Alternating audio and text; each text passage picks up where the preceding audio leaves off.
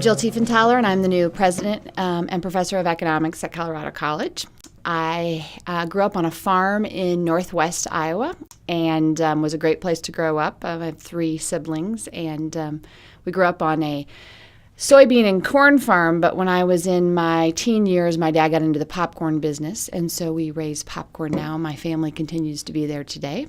And when I was when I went off to college, to St. Mary's College in Notre Dame, Indiana, I had no idea what to expect. I thought I wanted to be a banker and do accounting.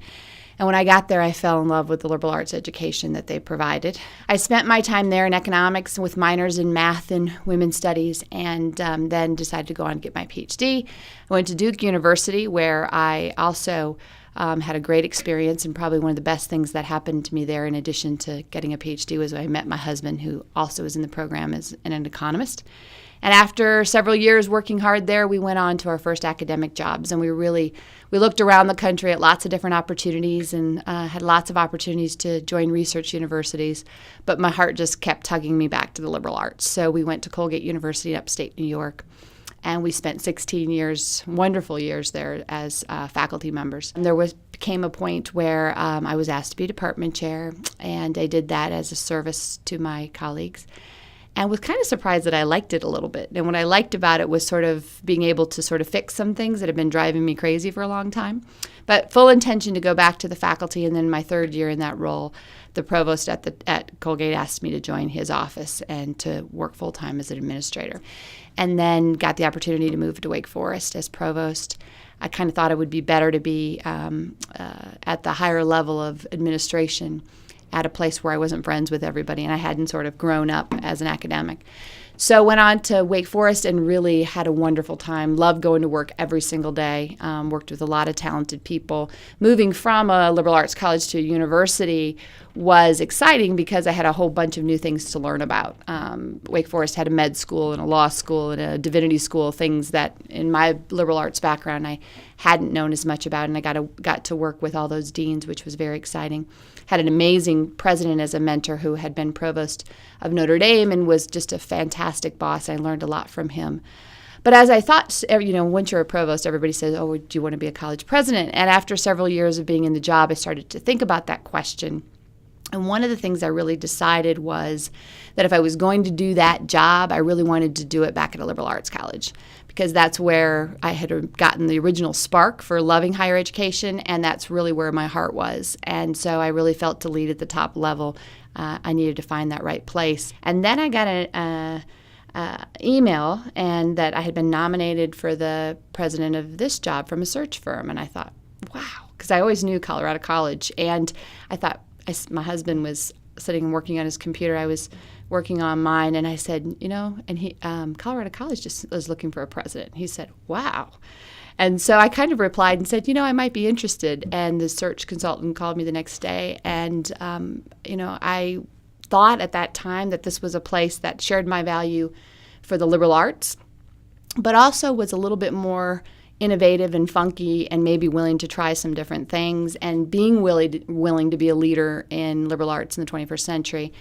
And my month here, I've confirmed I think that this is a great place for me. It's a place of both strength and ambition and opportunity, which I think is a great combination. The fortunes of Colorado College and Colorado Springs are tied together. We benefit so much from living in a strong economic and cultural community. So, it creates opportunities for our students of employment. It creates cultural opportunities for them. Having good relationships with community members provides new mentorship opportunities for our students that are very different than they might get from faculty and staff on campus. Attracting people, faculty and spousal employment issues, it's critical that we have a strong local community. But I do think we can always think about what we can do better. And so I would say for Colorado College, we should continue to think about how the investments we make, we can keep them more local. because of that relationship, which is in our best interests, but also the right thing to do. We need to continue to do that when we think about contractors and when we think about how we're setting up our events, et cetera. How do we benefit the local community as much as possible? And then something I really have a passion for, when I was at Colgate, I was the founding director of an institute called the Upstate Institute, which really focused on how we might help some of the faculty and student research be geared toward interests and needs in the local community. And so I think there's, the block system has an intensity where there's a lot of project-based work that could happen, which could respond very much to the Colorado Springs needs of nonprofits and businesses and government, and would be a fun opportunity for our faculty and students to see their work go into action.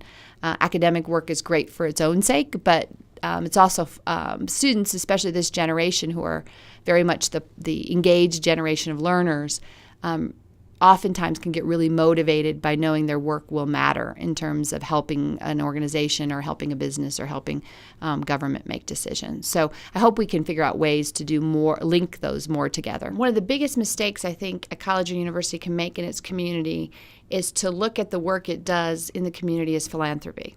Because oftentimes it's not in our mission, right? We are our own philanthropy, and it's often not sustainable if people see it as just being helpful. It really is a benefit. It's a mutual benefit situation. I think the more we recognize that we both benefit, the more likely we are to develop sustainable relationships in the community. I think it's a great institution. I think it is a wonderful community, and I'm sort of pinching myself every day to not only think that I'm at Colorado College, but that I get to live in this beautiful place.